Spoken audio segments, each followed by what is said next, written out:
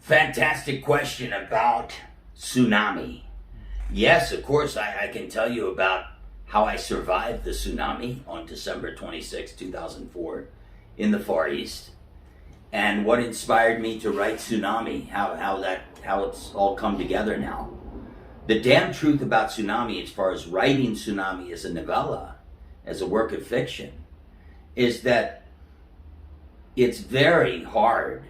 I think any writer who tells you it's not hard to do this is lying through their teeth. It is very hard to process a tragedy and real trauma in your heart and then put it into words. The fact is, as a poet, that is easier in a sense because poetry has an immediacy and a heartfelt reality in a sense, straight from the heart reality that prose does not. But in any event, writing about the tsunami is something that I felt for years I would never be able to do. But now I am, and it's the right time. So thanks be to God, it's the right time, and I'm nailing down Tsunami now. And it will be up on Amazon, God willing, by about June the 6th, the first week of June the 6th, D-Day anniversary. Tsunami comes from me surviving the tsunami. How did I survive the tsunami so that I can write this story all these years later? December 26, 2004, I was on counter-terrorist operations in the Strait of Malacca. I was working as a counter-terrorist Ronin. I cannot put on public record who I was working for. I can say who I was not working for. I was not working for the CIA. I was working for an ally of the United States, who I later also worked for in Saudi Arabia. I worked for that same American ally in Saudi Arabia, 2010 to 2015.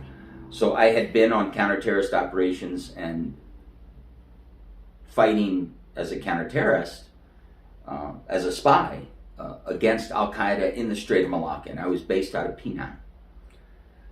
I was in the fishing village of Teluk Bahang, and behind Teluk Bahang, to the south of Teluk Bahang, this ancient fishing village with two beautiful beaches. Well, to the south of Teluk Bahang is a high mountain. I think it goes up to 3,000, 4,000 feet, but I had not run up that mountain. That's when I could still run.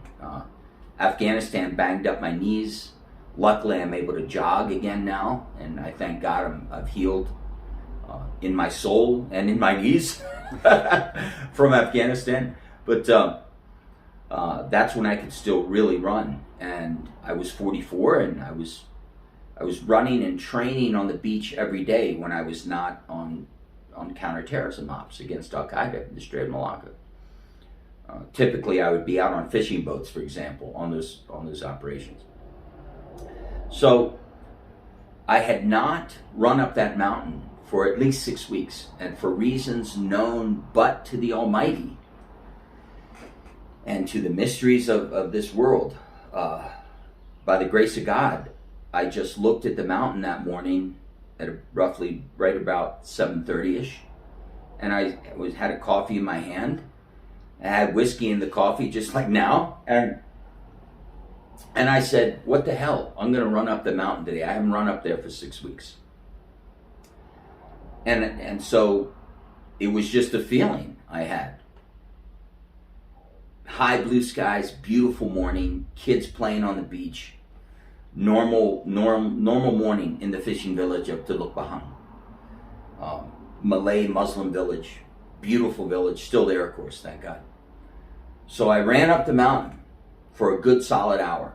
And I was coming back down the mountain, and as I neared the village, I could just feel it. I hadn't seen anything yet, but I just knew something's wrong. And I could see, coming down the mountain, I could see out at sea 6 sets of waves. Just the waves were coming in sets of 6, and they were high. They were 20 to 25 feet high at that time. So now it was roughly 9:30, 9:45.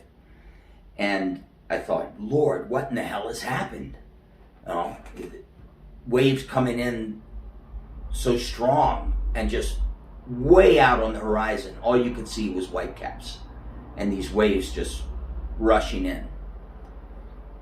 I got down to the beach and there was this little girl screaming, and she was about 5 years old. She was the daughter of a friend of mine, and her name was Marai, and her father's name was Abdul, and her mother's name was Miriam, if I'm not mistaken.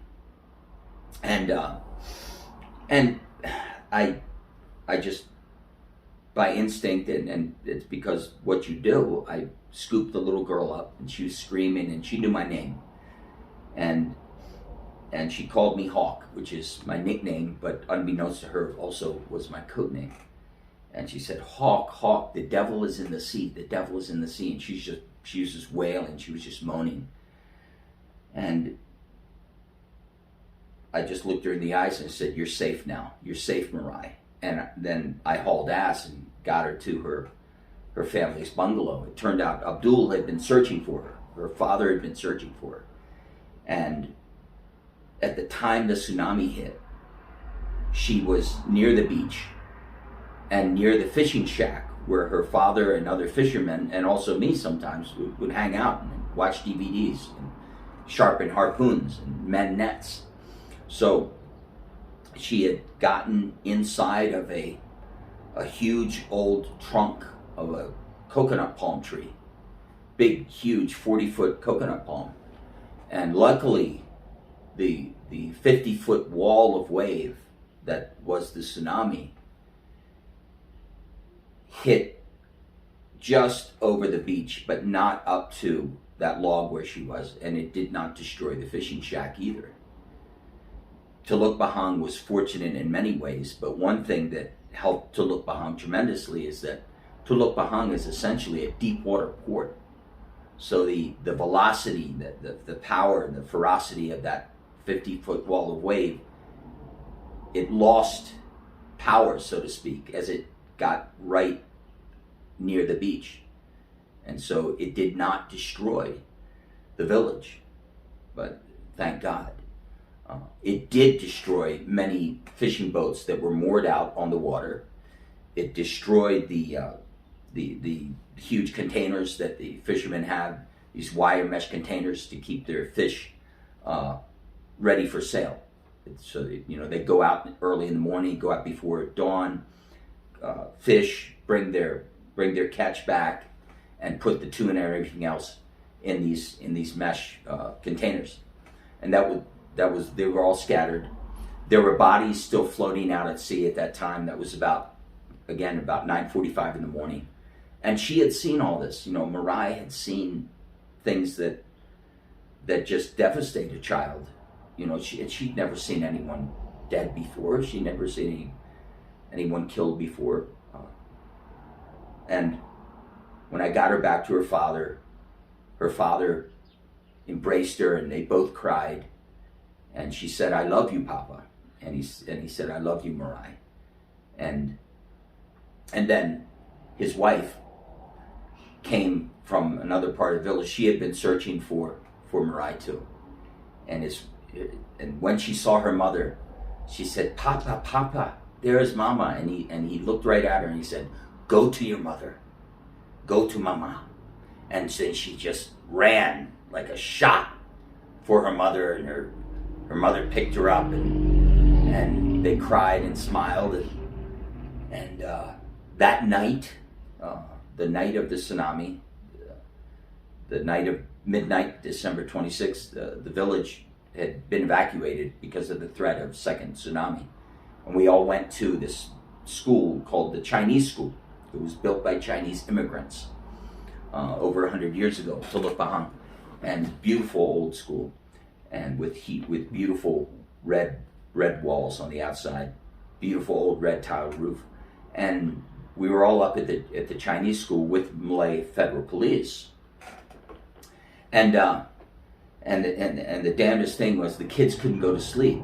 So Miriam, Abdul's wife, she came up to me and she said, Mike, we know you can sing the Sinatra songs because sometimes you sing the Sinatra songs when you're on the beach and when you finish working out and so on. And I said, yeah. I said, that's true. Well, what's going on? We want you to sing the Sinatra songs so perhaps you will be able to put the children to sleep. So,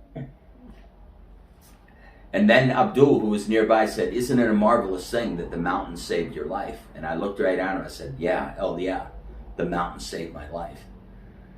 And then I sang the Sinatra songs for the kids. And I sang Fly Me to the Moon and Come Fly With Me. And Lord, I've Got You Under My Skin, which is one of my favorite Sinatra songs. And after I finished, I Got You Under My Skin, the kids were asleep. It was great. You know, it was fantastic. It was amazing. And Miriam came up, she said, Mike, you can stop singing now. The children are asleep. You did a good job.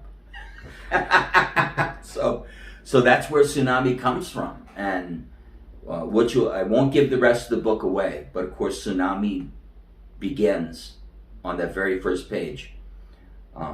The first line of Tsunami is, he could hear a little girl screaming. That's the first sentence of Tsunami. And that was me coming into the village after the tsunami, after the mountain had saved my life. You know, to this day, it's something that still rocks me to know that if I had been doing my normal running and heavy bag workout, I'd rigged a heavy bag at the end of the Mutiara beach, the big wide beach near Tulukpahan. If I'd been hitting the heavy bag, if I'd been doing my normal training routine, my normal workout routine on the beaches that day, then quite very, very possible, very real that I wouldn't be here talking to you about it. Because the people who witnessed the tsunami, who were on the balconies of their bungalows in Tulukpahan and saw the 50-foot wall of waves, as they put it, screaming across the ocean. It makes this sound like a moaning, a scream, and they said it was just so fast. And thank God the kids that were on the beach ran away from the beach at that very moment, or they never would have survived. But there were fishermen out at sea at that moment, and they were killed. And those were the bodies floating on the sea, the bodies that little Marai, the little girl, saw. And that just broke her heart, of course. But God bless her. She's well. She's fine. It's 2021. She is 22 now and living a great life and married.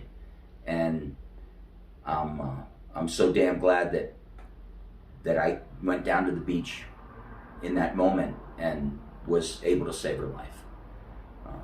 So that's Tsunami, and Tsunami is volume 2 of the Chieftain Trilogy and will be up and selling on Amazon right between June the 1st, June the 6th, 2021, quite soon.